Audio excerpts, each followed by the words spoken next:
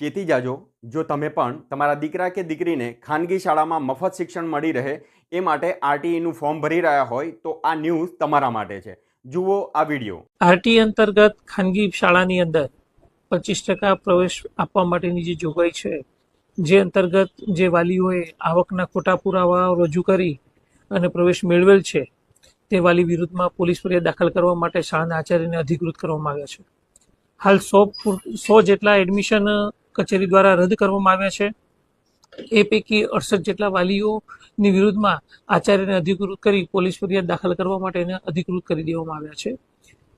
વાલીઓની આવક જોવા જઈએ તો 1 કરોડની લોન લીધેલી હોય, આઈટીઆર રિટર્ન જે છે, કારણ કે આવકનું પ્રમાણપત્ર 1.5 લાખનું રજૂ કરે છે, જ્યારે આઈટી રિટર્ન 3 લાખ, 4 લાખ, 5 લાખના આઈટી રિટર્ન પણ ભર્યા હોય તેવા વાલીઓ જોવા મળે છે. જેથી કરીને એવા વાલીઓની વિરુદ્ધમાં પોલીસ ફરિયાદ અથવા તો એના પ્રવેશ રદ કરવાની કાર્યવાહી કરવામાં આવી રહી છે. આ વાલીઓના પ્રવેશ વર્ષ 2024-25 પૂર્ણ થયે વિદ્યાર્થીઓના પ્રવેશ રદ થશે. આરટી અંતર્ગત વાલી છે તો એ જ શાળાની અંદર પ્રવેશ ચાલુ રાખી શકશે ફી દઈને, અથવા તો અન્ય શાળાની અંદર આ વાલીઓ પોતાના બાળકનું એલસી લઈ અને પ્રવેશ મેળવી શકશે.